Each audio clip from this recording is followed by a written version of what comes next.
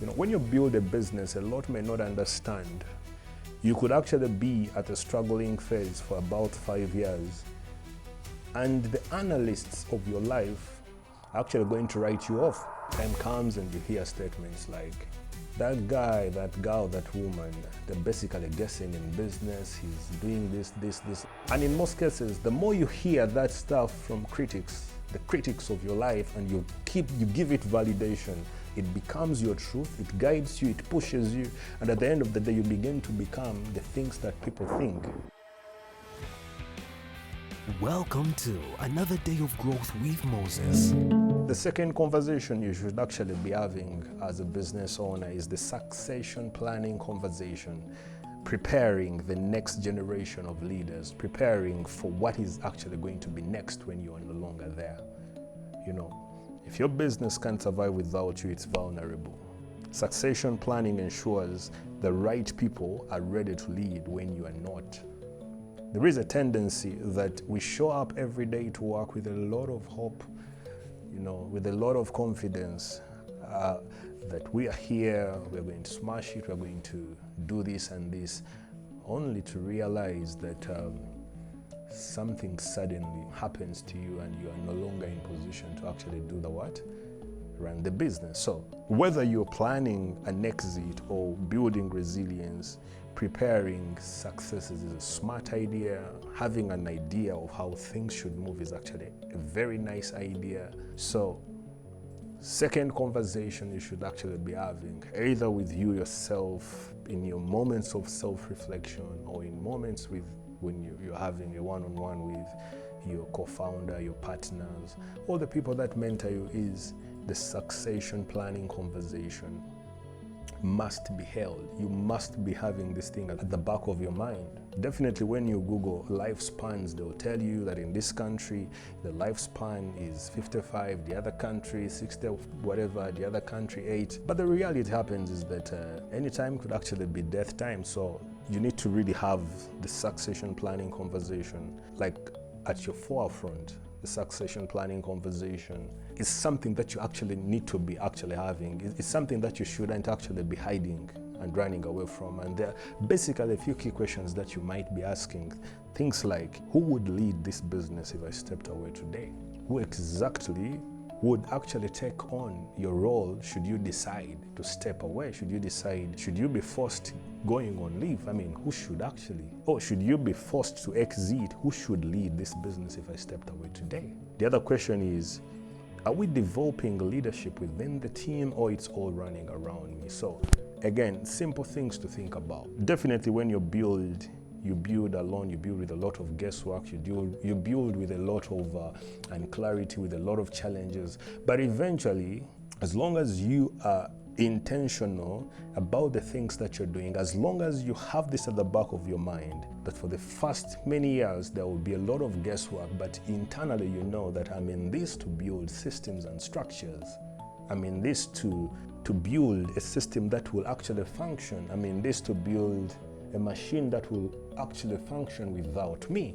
The mistake that so many people do is they get comfortable in building a monarchy around them, in building a thing that is literally revolving around them, that should they be sniped out as a result of an illness, as a result of an accident, the thing literally dies. But if we look in the business community, if we look in the world of business, you're going to notice brands that are here, that have been here for the last 70 years, that have been around for the last 50 years.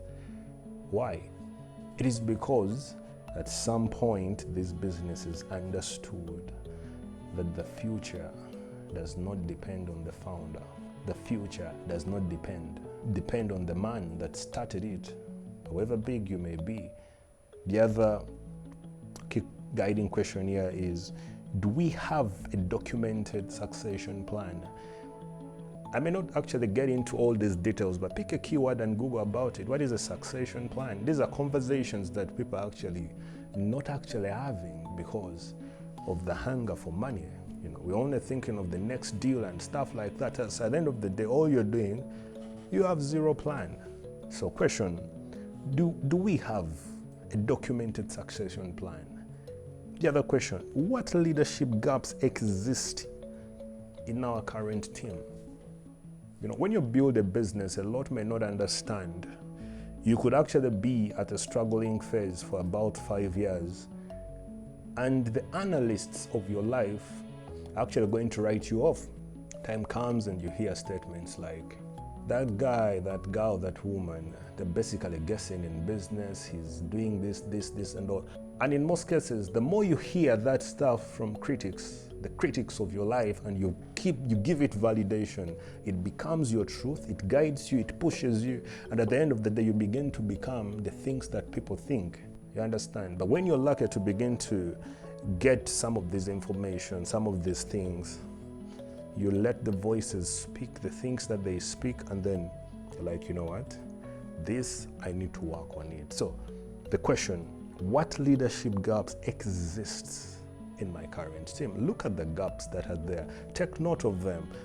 And in most cases, you're going to understand that the reason why the leadership gaps are there is probably you cannot afford to hire an individual that can actually play the part, because your business is still young, your business is still struggling, your business does not have enough resources to attract that. But as long as you have it and you've documented it, you know that I'm on a mission to do this.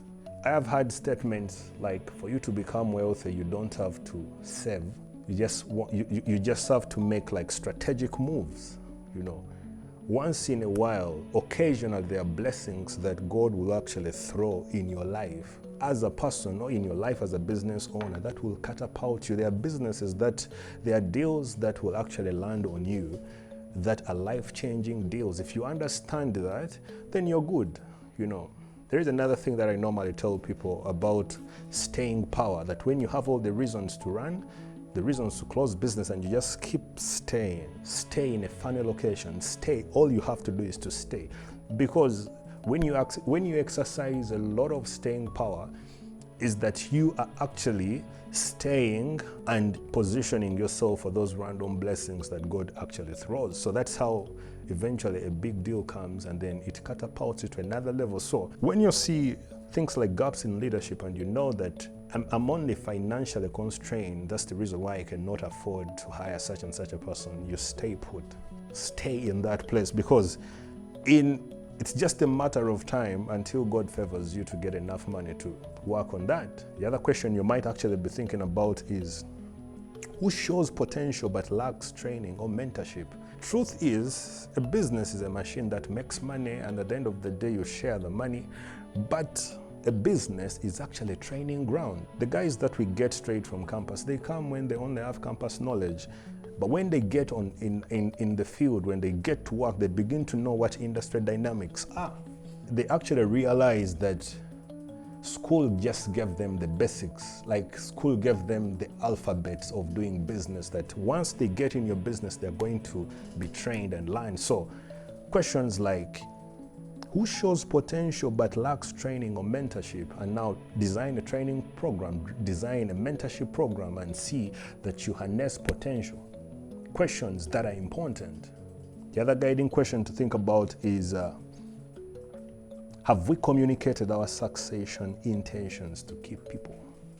Yes, you might be watching this and you have this, you know, you literally have this documented, you have this in plan, and you have a few people that you're seeing in mind. But you see, you might have an idea that you have, and you do not act on it.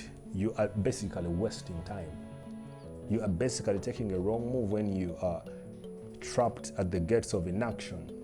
Question to think about, have we communicated our succession intentions to the key people, to your board, to your advisory board, to your management team, to the core people that you actually have hope in?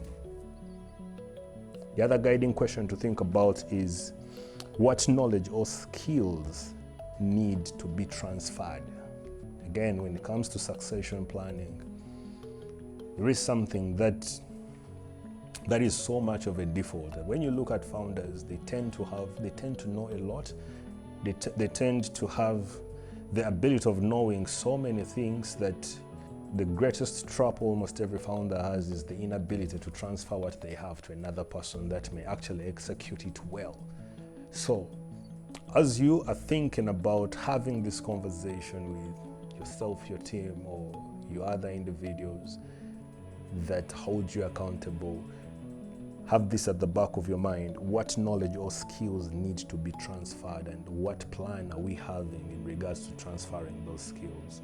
The other guiding question you might actually pick up is the business dependent on one person too heavily? Because the moment that happens, you're dead. Because now, when the devil wants to bring down your business, all he has to do is to focus on one person, and that's it. There is a thing that I learned about years ago about the key man syndrome, that sometimes the business would depend on one person, or the business would depend on 3-4 people, that when one person eventually leaves, for whatever reason, like you are reset to like 5 years ago. So if as a person who is on a mission to build a great business, as a person who has intentions of having a clear succession plan, you need to ask questions like, is the business dependent on one person too heavily? If you know that it's dependent on you, it's dependent on 2, 3, 4 people, you need to begin to design a strategy that those guys can equally take a holiday and nothing actually goes.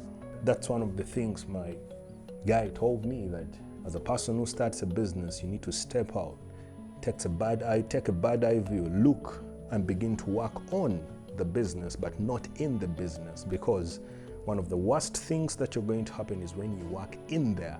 Because when you work in there and it's a trap, you are equally trapped. But when you step out and you see the gaps, things begin to make sense. The other guiding question that you might actually want to have as you're thinking about succession planning and stuff like that is, would a new leader inherit a well-structured company or chaos? In the early days of starting a company, there's just a lot of chaos. There's just a lot of disorderliness. There's just a lot of things that are just wrong. There's just a lot of mess that happens, but somehow you do the business, and as you're interacting with your clients, they never know. But internally, there's just a lot of nonsense going on. But for some reason, you keep going. And like I tell people, it is a part of growth. You're going to be messed up. You cannot be a well-organized startup and you think you are actually a startup. But a part of the challenges of building a thriving business is to live in the edge of chaos and thrive, you know? The edge of chaos must lead to the edge of clarity, the edge of structure. So the question you need to be thinking about as a person is getting mindful about succession planning is, would a new leader inherit a well-structured company, or you're passing on the chaos? If you know that there is a lot of chaos, make sure the chaos ends with you. That when you bring another person, you are not making them to deal with the chaos. Well, you might get 1 or 2 people to help you deal with the chaos, but on the next phase of your entity, on the next phase of your business, there must be clarity, there must be structures. Because the secret of businesses that have grown is ability to create structures, systems that actually guide the business, systems and structures across departments. That's the key thing that from almost every entrepreneur that I've listened to, they will tell you that, you know what, the day I perfected the art of building structures in my business, that's the day when I got a certain sense of relief. But the reason for the firefighting, no structures, no nothing, no accountability, no, like, it's just chaos. And again, I don't speak to blame, because it is like that, it's supposed to be like that. So, key conversations that you need to be having as a person, as a business owner. The conversation of succession, the conversation of your next move as a business. The other guiding question would be, are we building something that would outlive us, or we are building something that will carry us today and then tomorrow we close? Because again, there are projects like that.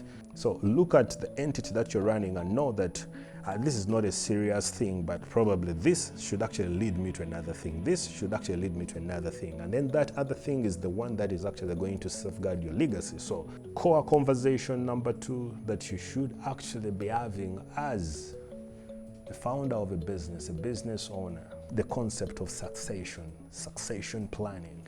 This is a conversation for people that are in like leadership, because When God gives you the grace and you are more of a leader, you know that it's not about you. So whether you're literally the one that started the company that you're running right now, you know that if you led that company very well, probably your niece, your cousin might actually be working in that same company 15 years from now. So as leaders, as people that are building these entities, whether we are the ones that started them, whether we are not the ones that started them, we should simply have all the intelligence that is required for us to build a winning organization. Because when an organization stays here, it is actually staying here for the benefit of humanity. And again, I love speaking some of these things in reflection of what is happening in the real world. The biggest brands that you know about, they've been around for some time, and there's been generations of people that have built their lives in those places, and those companies are still standing today for the love of humanity. So, are you building something that will outlive you? So, as a person running an entity, my core thing, second helpful conversation you should be having is a conversation on succession planning. Thank you for joining us on another day of Growth with Moses. If you would like access to more episodes, please subscribe to this channel. And if you enjoyed this episode, help us share and spread word about it. Till next time, we meet again on another day of Growth with Moses.